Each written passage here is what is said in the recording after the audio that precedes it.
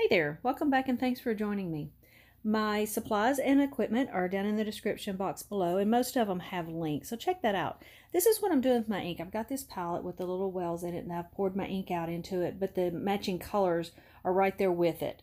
And then I've got my swatch that I have my marabous and pinatas on, and I put the lids that match the colors on those spots so I don't get them mixed up when I go to put them back. This is the picture that I painted a few years ago in acrylics, and I was wanting to see what it did in alcohol inks. So you're riding along with me for the first time. I have not practiced this. I have not tried any of these techniques.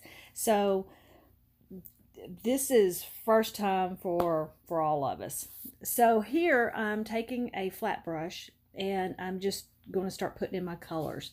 And I'm going back and forth because I want it to look more like it's a level ground. And then I'll make a little difference where I'm wanting the path. You can see that in a minute. So I've sped this up so you don't have to sit through all this. So there we go. So just hang back and just kind of watch and see. And this was pretty interesting, and I really enjoy painting with a brush. I've messed with it a little bit, but this was a lot of fun. I got to see how they mixed and how they created layers within the color, so that's pretty neat.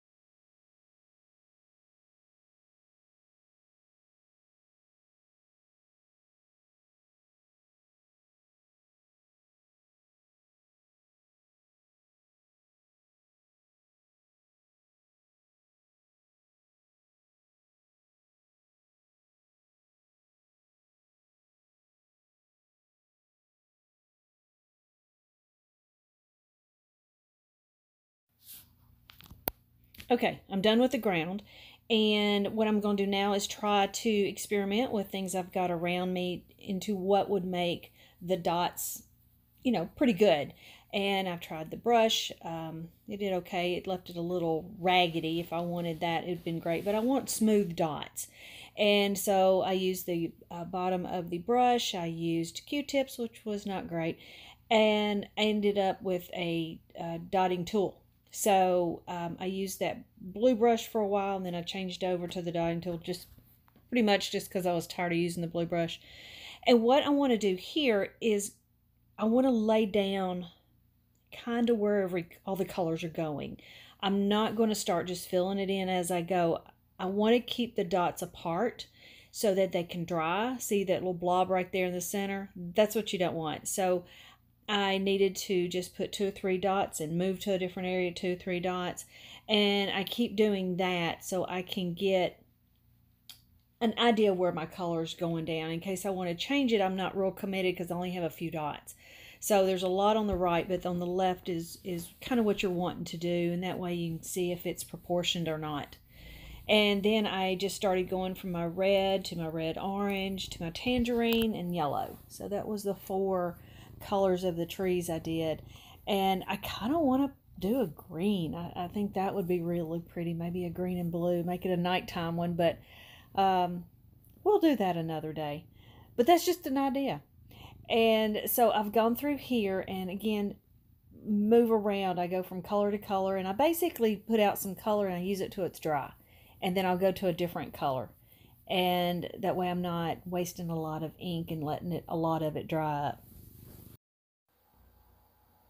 Also, a little tip, if you do get an area where you've gotten dots too close together and you've got a big blob, let that dry, go back over it. Each layer of dots will create its own little dot. So you can actually put a dot on it, let it dry, put one beside it, let it dry, and that way you can kind of correct the big blob with smaller dots, because each time a dot dries, it creates a little ring around it or an edge to it. And so you don't even know on this one. I went back over it a few times and you can take care of it. So just a little tidbit that if you do get them too close together, you can correct it pretty easily.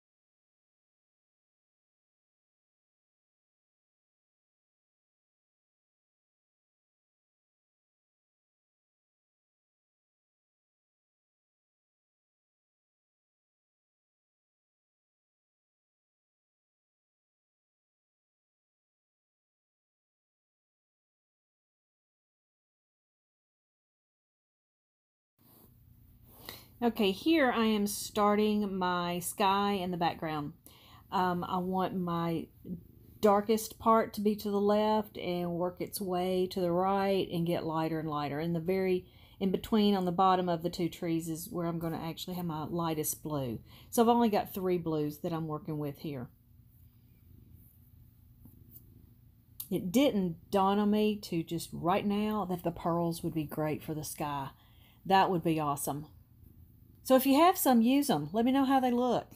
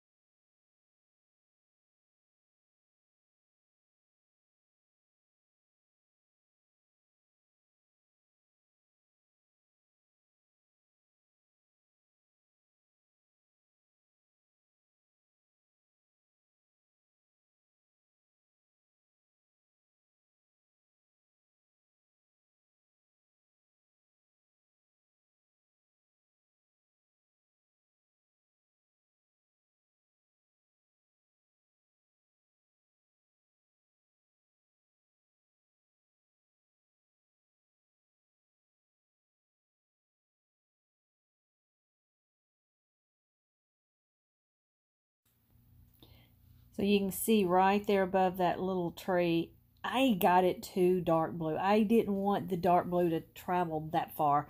I got kind of lost in making these dots. And it's very relaxing in a way because your mind can just drift. but mine drifted too far to the right. So I had to go back and lift it up. And then I went and took the lightest blue to put on top of it, hoping that the lightest blue would mix with the dark blue and look more medium-ish, which is what color needed to have gone there in the first place. So yeah, just this dotting part took over an hour, but it was a fabulous hour.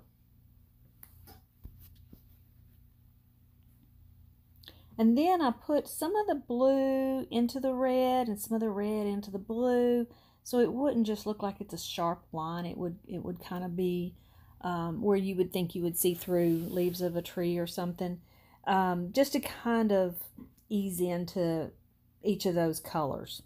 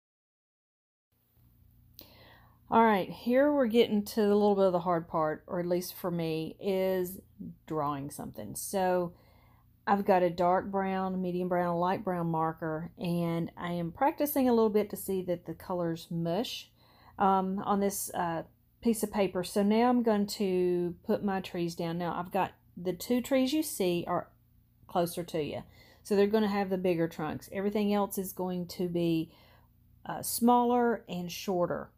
So they hopefully look like those are trees behind the other trees. So I've decided my dark is going to be to the left, my light source is on the right. So I'm doing my markers accordingly. So the dark on the left, then medium, and then the light part. And just kind of sketch them in. Even if you've got some of the background showing, that's okay. That looks good in there. Everybody knows it's not for real trees, so it doesn't matter if you can see through it, or that just adds to it. I just think it's neat. And there's a couple of spots in there that I've just left, and you can see the color, and it looks fine. So just play, have fun with this.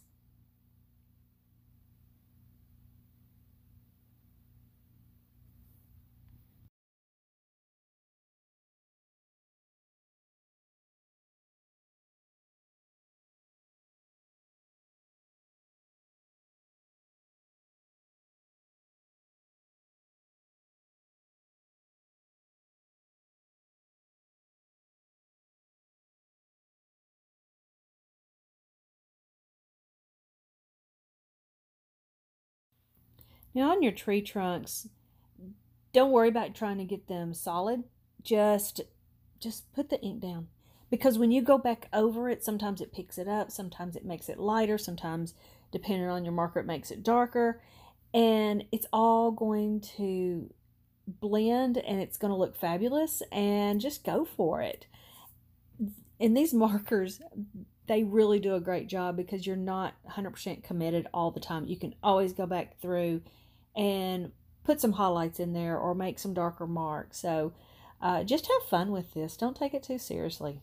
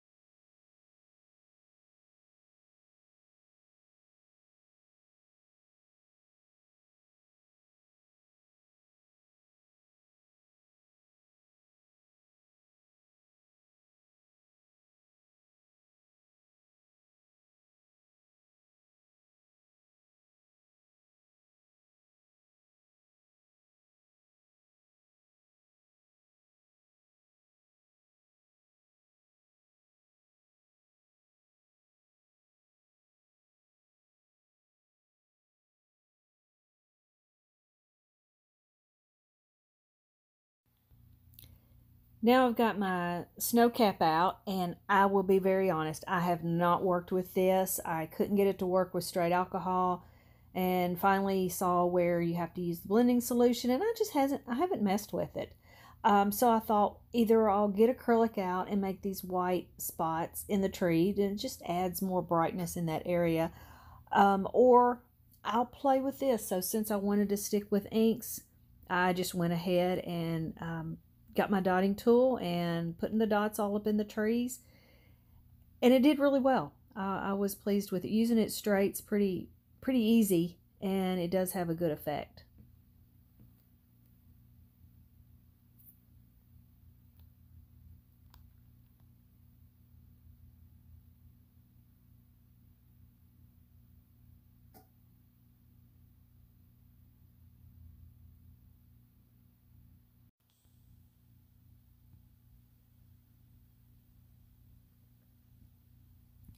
So now here I'm taking my brush and I'm going to add more highlights or lighter areas on these trunks to the right again of the trunk, and I'm really impressed. It goes on really easy. It's not real bright. It's not stark. It just goes on and blends in. But the more layers you put of it, the brighter it gets, or the whiter it gets. So I've been impressed. I'm convinced it's a good thing now, and I can't wait to play with it even more.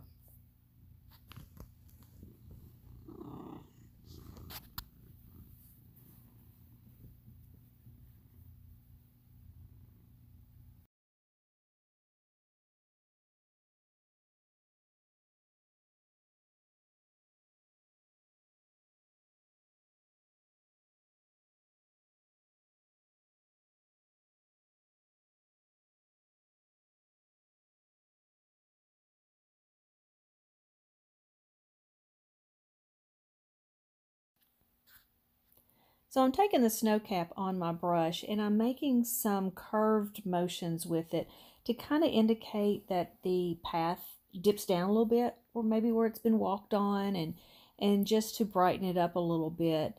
And so I think that gives it a really good effect.